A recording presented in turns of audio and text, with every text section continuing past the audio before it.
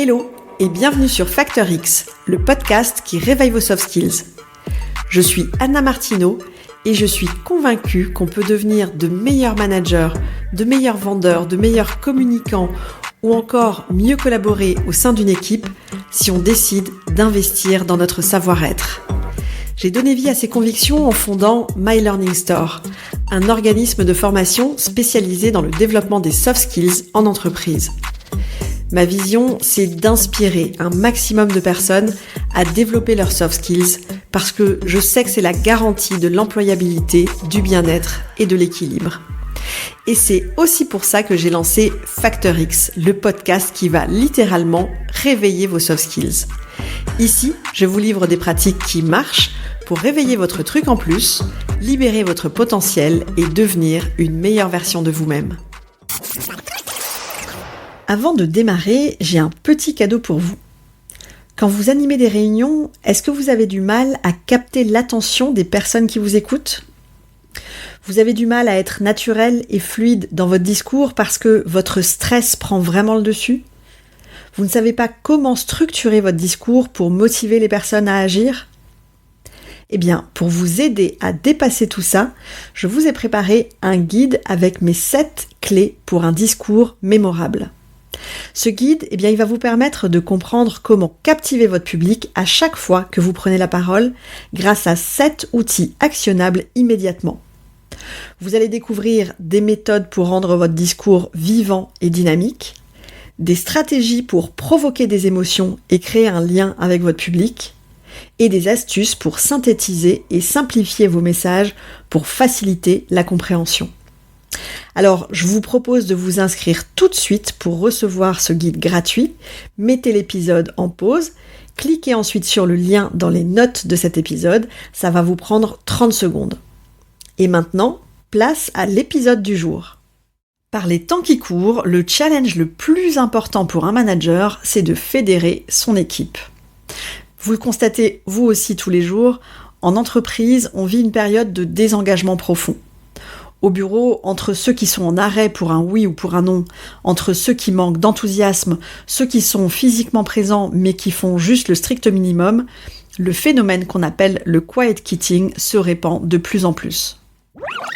Si le désengagement des collaborateurs est devenu un vrai sujet ces derniers temps, c'est parce qu'il a des conséquences très concrètes sur l'organisation et sur l'entreprise. On constate souvent, par exemple, une baisse de la productivité, parce qu'une personne qui est désengagée va bien sûr moins facilement atteindre ses objectifs. On note aussi une augmentation des erreurs ou de l'insatisfaction client, voire une hausse des réclamations clients. Le genre de choses qui peut facilement faire chuter votre chiffre d'affaires si vos clients décident de partir à la concurrence. Une autre conséquence palpable, c'est aussi la mauvaise ambiance dans l'équipe. Parce qu'un collaborateur désengagé, si on n'y prête pas attention, il peut très vite contaminer toute l'équipe. Et bien sûr, il y a un impact évident sur la marque employeur. Un collaborateur désengagé qui en parle autour de lui, ça peut avoir des répercussions énormes en termes de recrutement et d'attractivité.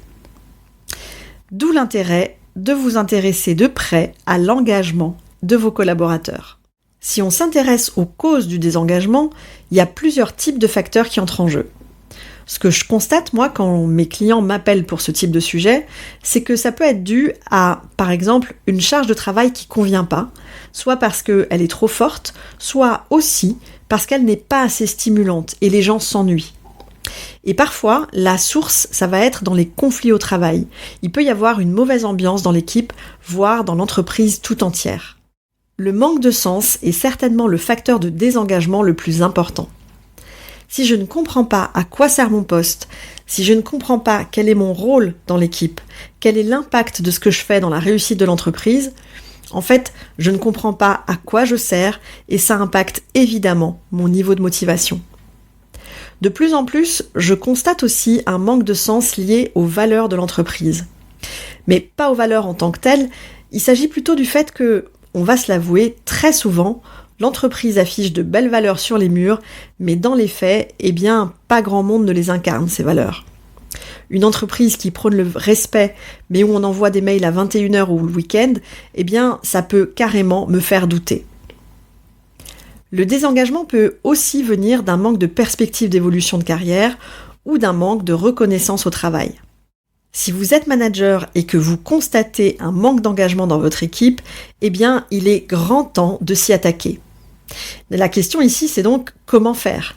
Comment réagir une fois que vous avez repéré le désengagement d'un ou plusieurs collaborateurs ?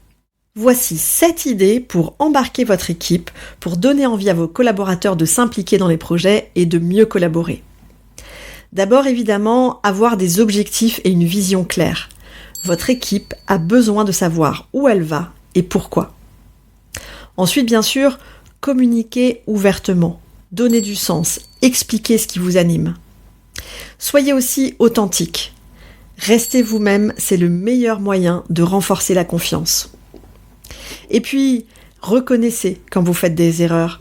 Ça arrive à tout le monde d'être un peu à côté de la plaque et admettre que vous vous êtes trompé, eh bien ça va contribuer à un lien plus fort. Soyez aussi généreux en feedback positif. Vos équipes ont besoin de s'entendre dire ce qui va bien.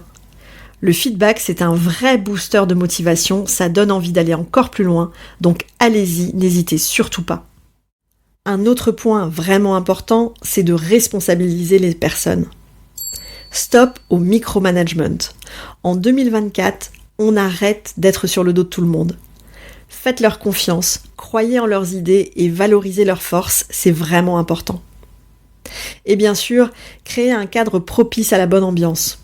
Mettez un petit peu de fun dans le quotidien. C'est pas parce que vous avez des objectifs à atteindre que vous ne pouvez pas le faire dans la bonne humeur. Il y a plein de choses à faire pour que le cadre de travail soit plus agréable. Évidemment, des team building, mais aussi des petites choses plus simples comme des petits déj d'équipe, des apéros d'équipe, des fêtes pour les anniversaires ou pour l'arrivée de nouveaux collaborateurs. Et si vous avez besoin d'aller plus loin, chez My Learning Store, on a plein de choses à vous proposer, alors contactez-moi sur LinkedIn pour en parler. Pour votre challenge cette semaine, eh bien, je vous propose de vous concentrer sur le dernier point dont on a parlé, comment mettre plus de fun dans le quotidien de l'équipe. Prenez un moment pour y réfléchir et listez toutes les idées qui peuvent contribuer à améliorer l'ambiance. Je vous ai parlé de team building, de moments conviviaux. Ça peut être aussi des moments où vous invitez un collaborateur qui a un talent particulier à en parler. Il peut même former ses collègues. Il y a tellement de choses à mettre en place. Et une astuce qui marche très très bien aussi, parlez-en, pourquoi pas, à votre équipe. Impliquez-les dans le choix des activités pour qu'ils puissent proposer eux aussi leurs idées et être de vraies parties prenantes. Vous allez voir, ça aussi, ça va contribuer à fédérer toute l'équipe autour d'un objectif. Il ne me reste plus qu'à vous souhaiter une bonne semaine et je vous donne rendez-vous ici jeudi prochain pour d'autres pratiques actionnables dans votre quotidien. Ciao ciao! Si cet épisode vous a plu, le meilleur moyen de me le dire, c'est déjà de vous abonner au podcast et aussi de me laisser un avis 5 étoiles avec un petit commentaire sympa sur Apple Podcast. Vos avis et surtout vos commentaires, ça va vraiment m'aider à mieux référencer le podcast sur iTunes et ça me motive encore plus à continuer à enregistrer ces épisodes toutes les semaines. Alors d'avance, merci pour ça!